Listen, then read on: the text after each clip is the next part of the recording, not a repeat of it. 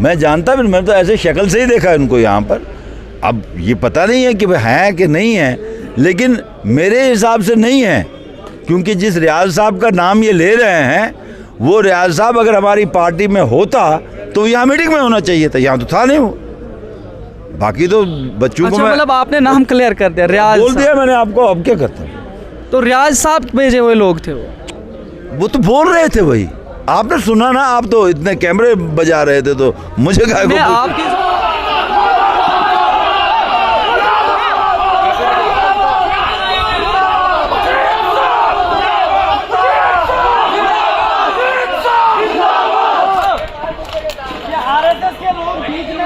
पैसा कहाँ से उसको जनरेट होगा? अगर वो ठेकेदारी कर रहे हैं, अच्छा ही तो कर रहे हैं, पैसा जनरेट होगा लोगों के, वो कर किस तो एमएलए की जो तनख्वाह ले रहा है तो उससे खाना है, पेट नहीं भरता उसको, करोड़ों रुपए और खाना है। लेकिन पूरी पार्टी के लोगों को भी तो चलाना होता है। अरे वाह वाह, तो आप अप्रूव करते हो कि एज ए यंग मैन? नहीं, मैं आपसे पूछ रहा हूँ, आई एम शॉक्ड, मैं आपसे यही पूछ रहा हूँ, यंग मैन यू आर, आपसे जवाब चाहता हूँ। आप क्या कहता हूँ भैया, पार्टी भी करा या जिसने भी किया वो आज़ाद साहब का साथी या उसका हमायती नहीं हो सकता। जैसे मोदी साहब ने हमेशा लफ्ज़ की तारीफ करता हूँ और ये कहना चाहता हूँ कि हमारे खिलाफ कोई मुर्दाबाद में जिंदाबाद में 25 साल इलेक्शन जीत के दिखाया है। न मुझे मुर्दाबाद से कोई फ़र्क पड़ेगा, न मुझे जिंदाबाद से कोई फ़र्क पड़ेगा। वो मेरे लोग साबित करेंगे, मोदी के दौर में भी मेरे जिंदाबाद के भी नारे लगे। इसको ये गुमान होगा कि वो बात छोड़ देगा। रही बात जिस वक्त ये मामला शुरू हुआ तो आज़ाद साहब ने कहा सबको इकट्ठा चल रहा है, मजीद साहब को भी कहा, इनको भी कहा, मगर उन्होंने ये नहीं कहा कि आप खलबली फैलाओ, आप बीच में आके गुंडागर्दी करो, ये हम न बर्दाश्त करेंगे, न कर सकते। और उन्हें यह कहा कि जो अगर मेरा जैसा बंदा भी ऐसा करे तो मक्खी की से उठा के बाहर भेजना है। ये बाकी हम ऐसी नहीं, मुझे साहब मेरा भाई है, हमने 20 साल इकट्ठा गुजारे हैं, मगर हम चाहते थे हम यार सारे इकट्ठा चले, फैसला अभी मैंडेट का आज़ाद सामने करना है ना, मुझे अपने मैंडेट का पता नहीं है, मुझे भी मिलेगा कि नहीं मिलेगा, लिहाजा उसने फैसला करना है। मुझे भी प्रेस वाले भी पूछ, मैंने कहा यह फैसला उसका है, हमारा नहीं, हम कौन होते हैं? अभी तो हम पार्टी बना रहे हैं, पार्टी को मजबूत करने जा रहे हैं, और हम कहते हैं कि जो कांग्रेस में दराबंदी थी वो यहाँ नहीं हो। अगर किसी ने शो किया ये, मैं इसकी मजम्मत करता हूँ, और हम कमेटी बाज़ाब्ता रिपोर्ट बनाएंगे और आज़ाद साहब को देंगे, हफ्ते के अंदर इसका फैसला होगा।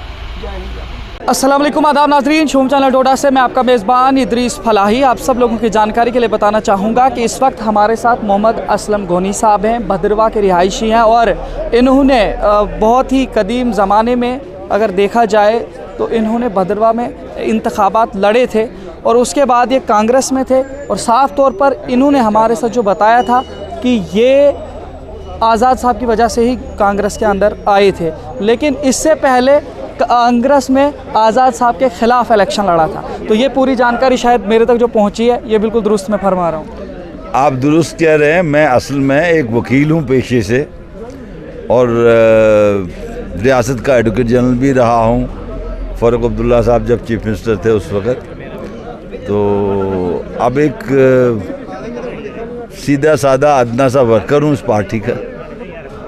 तो देखिए, मैं आपसे नाजरीन गुजारिश करूंगा कि एक बार आप पूरे यहाँ पे इस क्राउड को देखिए। आज यहाँ पे डाक बंगलू के अंदर नई पार्टी जो तश्कील पाई है, गुलाम नबी आज़ाद साहब जिसके सरबराह हैं, उस पार्टी का ज़िला डोडा के अंदर ज़िला कमेटी तश्कील देने की बात हो रही थी। उसी दौरान यहाँ पे एक इस तरीके से एक शोर गुल मचा, यहाँ तक कि एक दूसरे को कुर्सियाँ फेंकने तक की बात आई।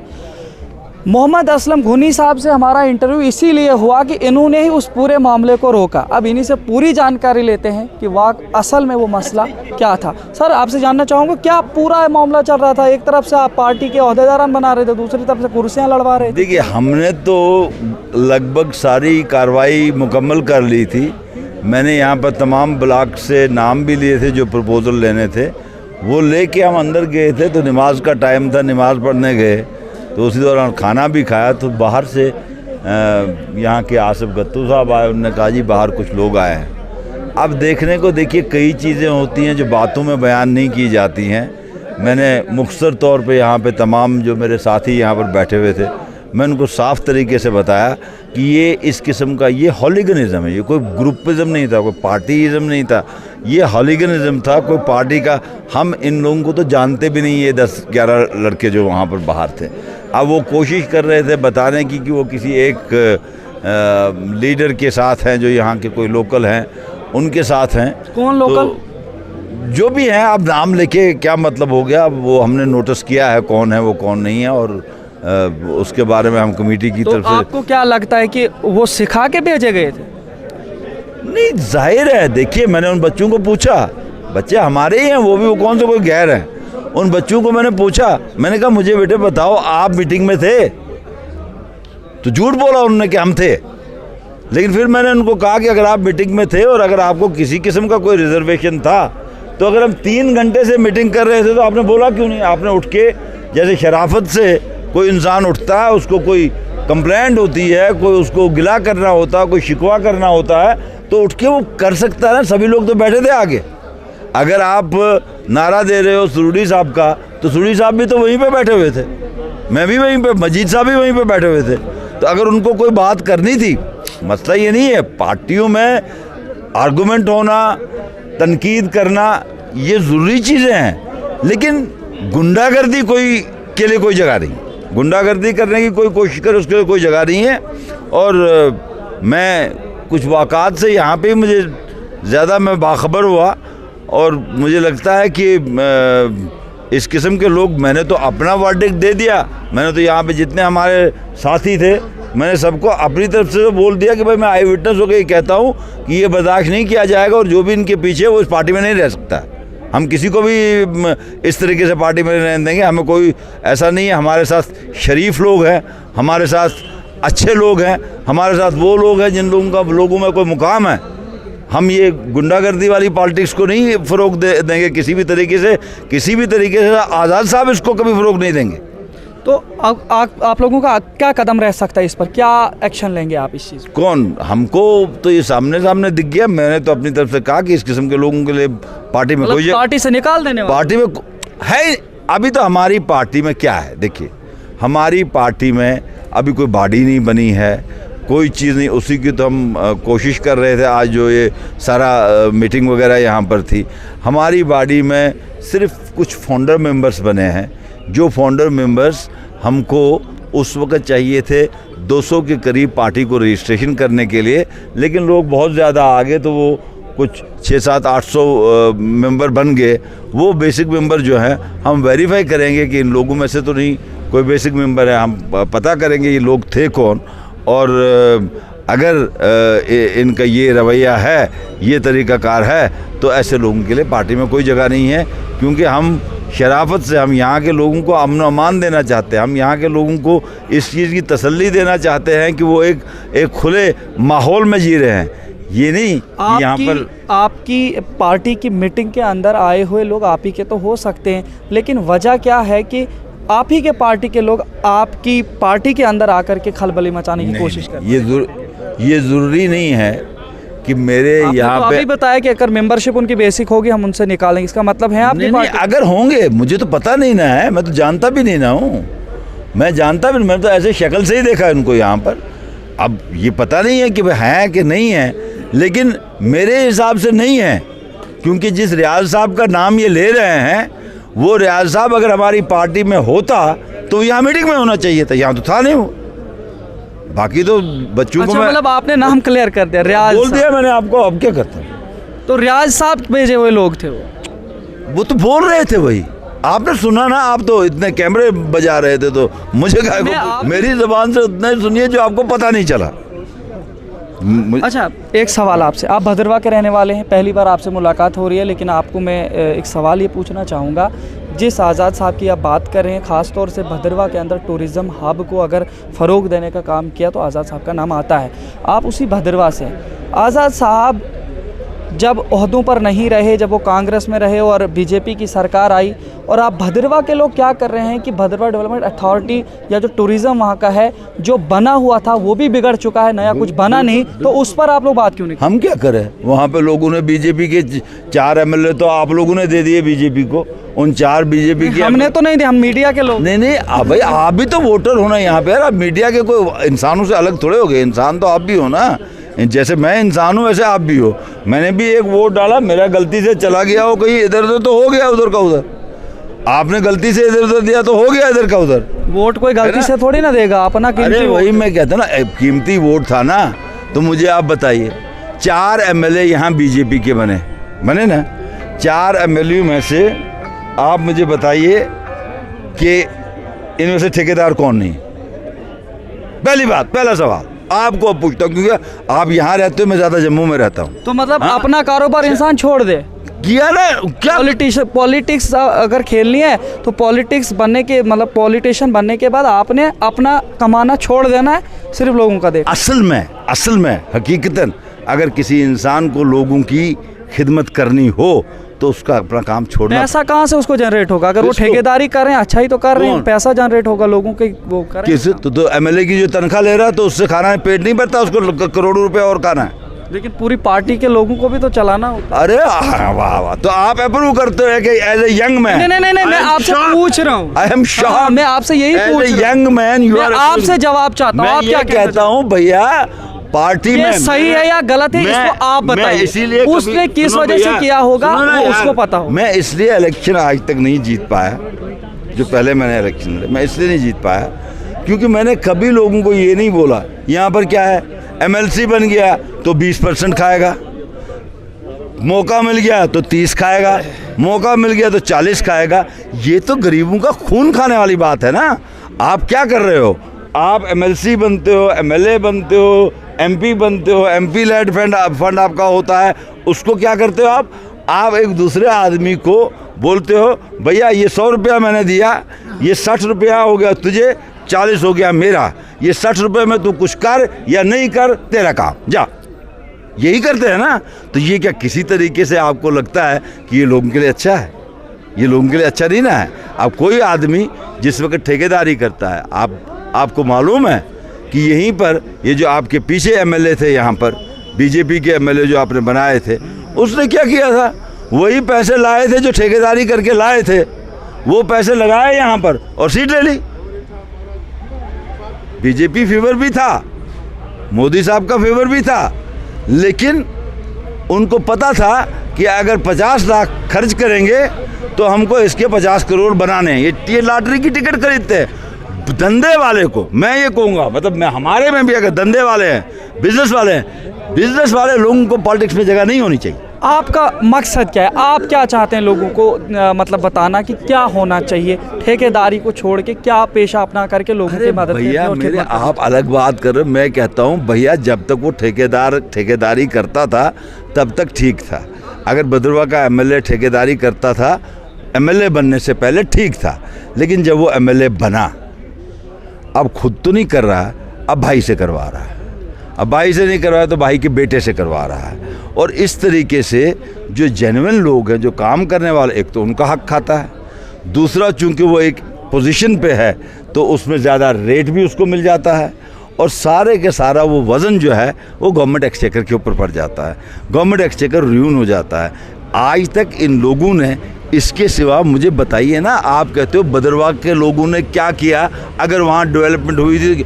भैया वो काम था जो एमएलए चुना गया, वो पैसे उस प्रॉपर्टी को मेंटेन करने के लिए उस एमएलए ने लाने थे, वो पैसे उस प्रॉपर्टी को आगे ठीक करने के लिए, अगर वहाँ कोई होटल बना था, गेस्ट हाउस बना था, कोई और सुविधा यात्रियों के लिए, इनको क्या नाम पिलग्रम्स के लिए या अपने क्या नाम है टूरिस्ट के लिए हुआ था, तो वो सारी चीज़ें जो थी, वो सारी चीज़ें इस नए एमएलए को देखनी थी ना कि भैया अब ये आगे भी बढ़ना चाहिए। मैं तो आपको ये बोलता हूँ, आप निशाना लगाइए, गुलाम नबी आज़ाद साहब जुलाई 2008 तक चीफ मिनिस्टर रहे, बल्कि अगस्त 2008 तक रहे, ऐसे कुछ था। वो इतनी देर चीफ मिनिस्टर जितनी देर रहे, उसके बाद मुझे आप यहाँ किसी इलाके में दिखाइए किसी इलाके में जो नोटिसेबल हो कि यहाँ पर उसके बाद चाहे पीडीपी बीजेपी गवर्नमेंट आए, चाहे उसके बाद गवर्नर रूल रहा, चाहे उसके बाद अब लेफ्टिनेंट गवर्नर आए, यहाँ पे किस किस्म की कौन सी डेवलपमेंट हुई है जो डंडूरा पीट पीट के ये बोलते हैं। बदकिस्मती क्या हो गई है, मतलब आप जो मीडिया में बच्चे हैं, आप बहुत अच्छा रोल अदा कर सकते हो, बहुत बेहतर हम रोल करते हैं सर। हाँ बेटा सुनो ना, आप बहुत बेहतर रोल अदा, क्योंकि आपके पास वो भी इन्फॉर्मेशन होती है जो शायद कभी कभार हमारे पास नहीं होती। लेकिन बदकिस्मती क्या होगी, आपके लेवल पे नहीं, बड़े लेवल पे इनने मीडिया को भी ऐसा खरीद के रखा। आप यकीन करेंगे, मैं हमेशा नेशनल चैनल्स पे डिबेट के लिए आता था। आप गूगल कीजिए, मैंने नेशनल चैनल पे डिबेट पे आना 2014 से बंद किया, जब से गवर्नमेंट बनी। आपसे एक और आज तक आप यकीन करेंगे, मैं आज तक कभी भी मैंने अखबार बंद कर दिए अपने घर पे आना। मैंने कभी आज तक किसी टीवी के चैनल को 2014 से नहीं देखा है, मैं नहीं देखता हूँ। सिर्फ क्या करता हूँ, सुबह ये फ़ोन उठाता हूँ, इसमें एक वो ऐप है, न्यूज़ हंट की ऐप है, उसको खोलता हूँ, उस पर सारी न्यूज़ सुबह पढ़ता हूँ। That is all I read about news. Otherwise news वालों ने भी तो पागल कर दिया ना लोगों को। मुसीबत तो ये है ना कि फसाद फितने, हर किस्म की चीज़ें। That is why I say that you youngsters have got bigger responsibility. आपकी बड़े कुछ चीज़ें होती हैं, जैसे आज कोई भी बोलता वहाँ मर गए जी 3 हिंदू मर गए, वहाँ मर गए जी 5 मुसलमान मर गए। ये चीज़ें जो है, this is called yellow journalism. ये परमिटेड नहीं है जर्नलिज्म में। लेकिन एक बच्चा जाता है, वो उसको अभी कोई दुनिया का कोई पूरा तजर्बा भी नहीं है, और जाके लाइव कर देता है। जहाँ पर झगड़ा होके एक आदमी मरा होता है, दूसरी जगह पे 5 मरते हैं। आपसे एक आखिरी सवाल। हाँ। सवाल ये है कि आज आप लोग डिस्ट्रिक्ट बॉडी बना रहे थे, डिस्ट्रिक्ट का जो आपका प्रेसिडेंट, उसके लिए कितने नाम आए थे और उनमें से कौन सिलेक्ट हुआ या अभी डिस्ट्रिक्ट का हमारे यहाँ हमारी कल भी मीटिंग है। आज तो ये सिर्फ डोडा के ब्लॉक थे, डोडा कॉन्स्टिट्यूंसी के ऑलमोस्ट ब्लॉक थे। कल हमारे भदरवा के और बलेसा के ब्लॉक हैं, 2 ब्लॉक भदरवा से हैं, 5 ब्लॉक बलेसा से हैं। ये 7 ब्लॉकों की कल मीटिंग है हमारी। यहाँ पर अभी हमको ज़ाहिरी तौर पर डिस्ट्रिक्ट प्रेसिडेंट के लिए यहाँ से 2 ही नाम आए, और वो नाम मैं आपको नहीं बता सकता हूँ, लेकिन 2 ही नाम आए जो मैंने नोट किए, और कुछ जोनल प्रेसिडेंट के लिए भी प्रपोज़ किया। लेकिन ये सारी जो चीज़ है ये मुकम्मल हो जाएगी जब कल की मीटिंग हम करेंगे, उसमें भी कौन कौन से नाम आएंगे। और फिर चूँकि डिस्ट्रिक्ट के लिए तो यही नाम होंगे, लेकिन प्रोविंशियल ये जो है हमारी जोनल बॉडी है, जोनल बॉडी के लिए तमाम डिस्ट्रिक्ट के जो नाम आएंगे, उसमें से फिर हम काट करके हर पोस्ट के लिए 3-3 नाम रिकमेंड करेंगे चेयरमैन साहब को, आज़ाद साहब को, जिसमें से वो अपनी एप्रिसिएशन के हिसाब से एक आदमी को अपॉइंट करेंगे। बहुत बहुत शुक्रिया हमारे साथ बात करने के लिए। मोहम्मद असलम गोनी साहब बात कर रहे थे, मामला जिस तरीके से यहाँ पे अभी हुए और उन पूरी जिस तरीके से इन्होंने हमें जानकारी दी है, और ख़ास तौर से इन्होंने जो बताया कि यहाँ पे मसला किस तरह से उठा, इसके अलावा भी काफ़ी सारे मसाइल हमने इनके साथ डिस्कस किया। उम्मीद यही करते हैं कि आप आवाम के लिए फ़ायदेमंद साबित होंगे। फिलहाल डेमोक्रेटिक आज़ाद पार्टी में इस वक्त गूल संगलदान से आए हुए हमारे साथ यहाँ पे एक शख्स हैं, इनसे पूरी जानकारी लेने की कोशिश करेंगे कि इन्होंने इस मीटिंग के अंदर आने की शिरकत क्यों की और किस तरीके से इन्होंने यहाँ पे पाया और क्या क्या इन्होंने यहाँ पे देखा। पूरी जानकारी इनसे लेंगे। क्या नाम है आपका सर? जी, मैं मोहम्मद अमीन भट्ट हूँ। मैं इस कमेटी का जो गुलाम नबी आज़ाद साहब जो DAP के चेयरमैन हैं, उनने एक चनाब वली की जो कमेटी तश्कील दी है, 9 मेंबर्स की कमेटी, जिसमें मैं भी एक अदना सा वर्कर हूँ। तो हमारी इस कमेटी की ड्यूटी लगाई है पूरी चनाब वली में, इंक्लूडिंग रियासी 4 डिस्ट्रिक्ट्स में, कि हमने डिस्ट्रिक्ट की और जोन की कमेटीज़ जो हैं वो तश्कील देनी है, और इसके फाइनल टच जो है हमारे चेयरमैन साहब ही देंगे कि डिस्ट्रिक्ट का प्रेसिडेंट कौन रहेगा और डिस्ट्रिक्ट की बॉडी में कौन कौन रहेगा। डोडा में तश्कील देते हुए किस तरीके के आपने देखे यहाँ के लोग, और क्या आप पूरी जानकारी? देखिए, डोडा में लोगों ने अच्छे तरीके से बहुत बढ़ चढ़ के शिरकत मीटिंग में की, लेकिन कुछ अनासर जो है इस मीटिंग के बीच में कुछ डिस्टर्बेंस करना चाहते थे। अल्लाह बेहतर जानता है कि उनकी नीयत क्या थी, लेकिन आज़ाद साहब की इंस्ट्रक्शन के मुताबिक यहाँ पे इस खास करके DAP में जो कि आज़ाद साहब ने अपने आप को कुर्बान किया है जम्मू कश्मीर के लोगों के लिए, उन्होंने एक ही बात बोली है कि हमें चाहे जितना भी नुकसान उठाना पड़ जाए कोई बात नहीं है, लेकिन हमारे साथ जो भी लोग जुड़े हैं, जो भी इंसान आए, वो एक ईमानदार हो, वो करप्ट ना हो, वो किसी को धोखा देने वाला ना हो, वो गरीब आदमी की दर्द रखने वाला हो, वो लोगों की खिदमत करने वाला हो। ऐसे आदमी को आप पार्टी के अंदर लेके आइए, और जो भी इंसान एज ए वोटर पार्टी के बीच में रहना चाहता है, पार्टी के ओहदेदारी में रहना चाहता है, तो उसके लिए पार्टी के सारे दरवाजे जो हैं 24 घंटे के लिए खुले हैं। इसी तरह देखते रहिए शुभम चैनल डोडा। अपने मेज़बान इदरीस फलाही को दीजिए इजाज़त, मज़ीद पेशिश करेंगे, तब तक के लिए अल्लाह हाफिज़। Harmony interlocking bricks and tiles पहली बार डोडा अकरमाबाद के मलवा स्मोटली रोड पर फराहम कर रहे हैं। गांव और शहरों की गली और कूचों में लगने वाली इंटरलॉकिंग टाइल्स, फर्श और पार्कों की टाइलों के अलावा कवर ब्लॉक्स भी बिल्कुल कम से कम दामों पर। यह कारखाना डोडा के सभी ठेकेदारों और महकमा जात से जुड़े सभी उमूर की अंजामदाही के अखराजात में भी कमी लाता है, क्योंकि जम्मू, उधमपुर और दीगर दूर दराज इलाका जात से लाने के सभी अखराजात से बचाता है। हासिल करने के लिए रब्ता करें 9018533303।